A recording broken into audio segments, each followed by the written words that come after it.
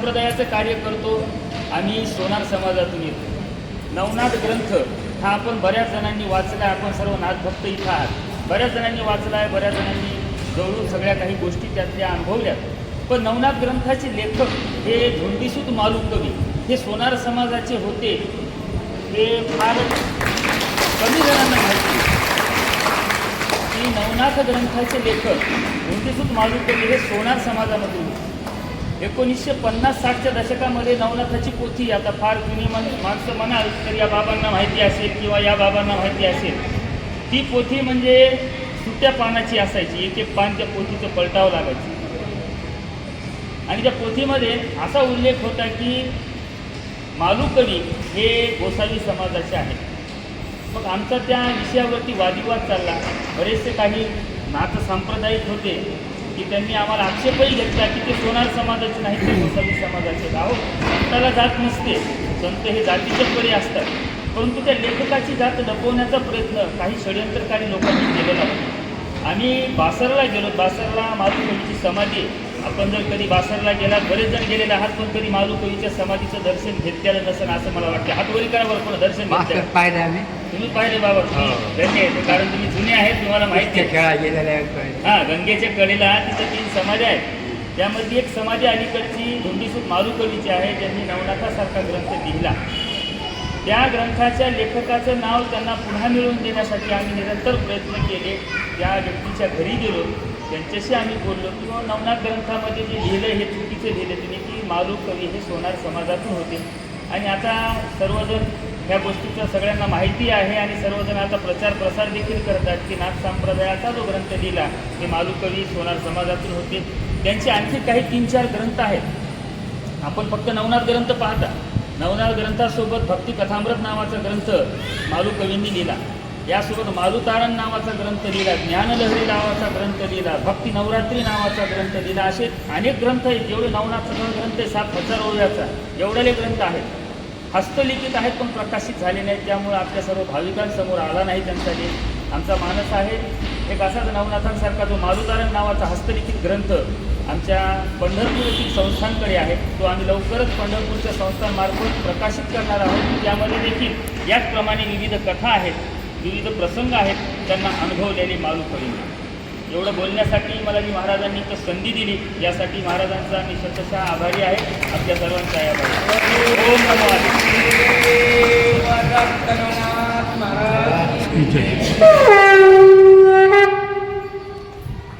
आणि ते मला वेगळे पण त्याच्यामध्ये जाणवलं. त्यांना आम्ही जेवू घातलं, पाणी पाजलं. आणि एक आपली प्रथा असते की जसं आपण गुरु महाराजांच्या किंवा कुठल्याही आदरणीय पुरुषाचं दर्शन घेतलं त्यावेळेला दक्षिणा देतो. तर 10 रुपयाची नोट खिशातून काढली आणि हातामध्ये दिली महाराजांच्या पाया पडलं. त्यांना महाराज तुम्ही जेवण केलं, पैसे घेतले हातात, असे पाहिले. कागज का टुकड़ा मेरे को कभी दे रहा है बेटा, बोले ये कागज़ का टुकड़ा है, बोले ये मोह माया, ये मेरे कुछ काम की नहीं है. जो तूने मुझे देना था वो तो मैं पा लिया, बोले, और तुझे मेरे को जो देना है वो भी मैंने तुझे दे दिया, बोले. अब किस बात की ज़रूरत है, बोले तुझे. तर ते पैसे त्यांच्यासाठी काहीच नव्हते.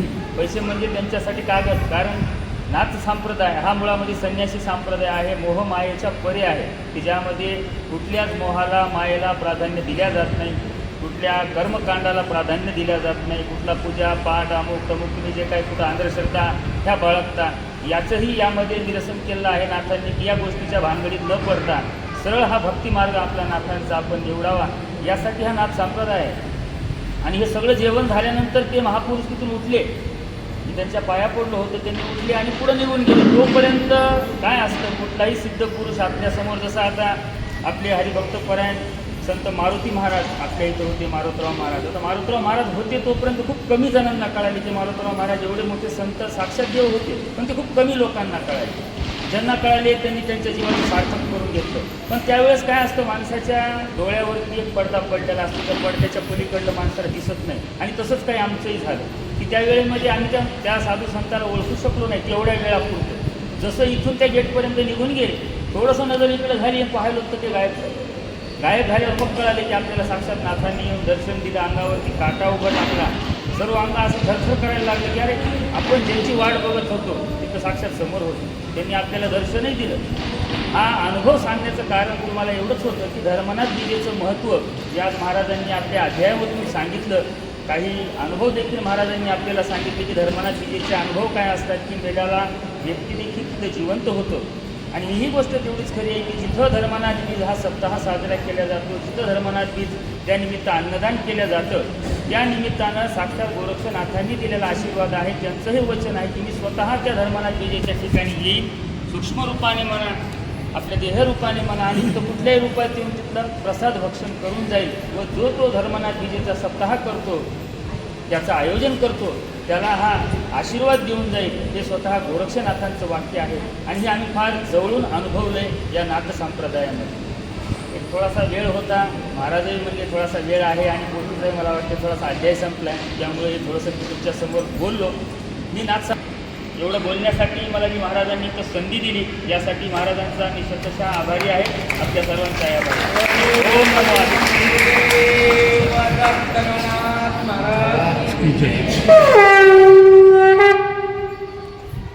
नाही, मच्छिंद्रनाथ महाराज माशीच्या पोटातून, गोरखनाथ महाराज उकंड्यावर, गैनीनाथ महाराज गुरु गोरखनाथानं चिखलापासून केली, जालिंदरनाथ महाराज यज्ञातून जन्माला आले. एवढंच लक्षात राहत तुम्ही. मी आता जी सांगायला छोटी एक छोटी गोष्ट, मच्छिंद्रनाथ माशीच्या पोटातून, गोरखनाथ उकंड्यामधून, गैनीनाथ गोरखनाथाच्या हातातून चिखलापासून, जालिंदरनाथ यज्ञातून, कानिपनाथ हत्तीच्या कानातून, भर्तरीनाथ भिक्षा पात्रातून, नागनाथ महाराज आहेत आणि रेवणनाथ महाराज आहेत. ते कसे झाले? रेवणनाथ महाराज आहेत ना, रेवा तीरामध्ये कसे जन्मले?